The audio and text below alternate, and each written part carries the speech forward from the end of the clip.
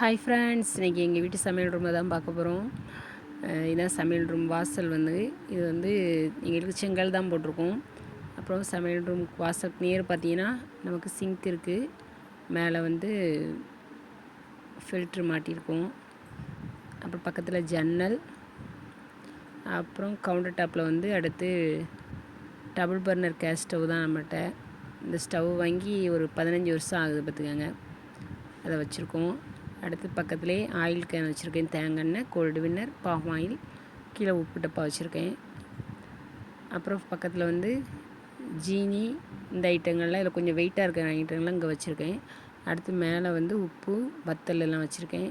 சமையலுக்கு தேவையான பொருட்கள் ஃபுல்லும் பக்கத்தில் எடுக்கிறதுக்கு வசதியாக இந்த இடத்துல வச்சுருக்கேன். கொஞ்சம் இடத்தையும் அடைக்காமல் இருக்குன்ட்டு கொஞ்சம் நல்லா பெரிய ரேக் அடித்து கொஞ்சம் உயரமாக தூக்கி வச்சுருக்கேன். எல்லா பொருளுமே இதில் அடங்கிரும். அப்புறம் ஜலிப்பு எல்லாமே சைடில் இடத்த அடைக்காமல் அடித்து வச்சுருக்கேன். தேவைக்கு கையில் எடுக்கிற மாதிரி டக்கு டக்குன்னு பொருளை ரெடி பண்ணி வச்சுருக்கேன். இதெல்லாம் அவசரமாக தேவைப்படுதோ அதெல்லாம் டக்கு டக்குன்னு எடுக்கிற மாதிரி வச்சுருக்கேன். அப்புறம் இது ஜன்னல் பெரிய ஜன்னல், அதனால் பாதி ஜன்னலுக்கு தான் ரேக் அடிச்சிருக்கேன். பாதி ஜன்னல் சும்மா கீழே எம்டியாக தான் இருக்கும். அதில் ஒரு சின்ன கப்பில் கரண்டி போட்டு வச்சுருக்கேன். சின்ன ஸ்பூன்லாம் டக்கு டக்குன்னு தொலைஞ்சிரும்ல, அதனால் இதில் போட்டு வச்சுருக்கேன். அவசரத்துக்கு எடுத்துக்கலான்னு வச்சுருக்கேன்.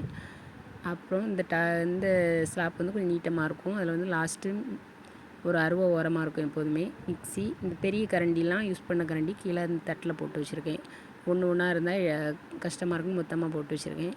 அப்புறம் இது அன்னன்னைக்கு தேவையான பாத்திரங்கள் அந்த செல்ஃபில். இந்த செல்ஃபில் எப்போவாச்சும் எடுக்கிறது ஆப்பக்கல், இந்த இடியாப்ப தட்டு எல்லாமே. அப்புறம் பக்கத்தில் ஒரு சின்ன இடத்துல சிலிண்ட்ரு, அப்புறம் நம்ம டெய்லி யூஸ் பண்ணுற பாத்திரங்கள்.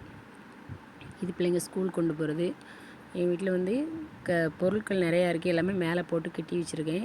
அன்னன்னைக்கு தேவைப்படுற பொருட்கிட்ட யூஸ் பண்ணுற பொருளை மட்டும்தான் வச்சுருக்கேன். அப்போ தான் நம்ம கிச்சனை பார்க்க நீட்டாக இருக்கும், பராமரிக்கவும் முடியும். நிறைய பொருளாக இருந்தால் கச்ச கச்சன்னு இருக்கும். அதுக்காண்டி வச்சுருக்கேன். எங்கள் கிச்சன் பிடிச்சின்னா லைக் பண்ணுங்கள். பாய் ஃப்ரெண்ட்.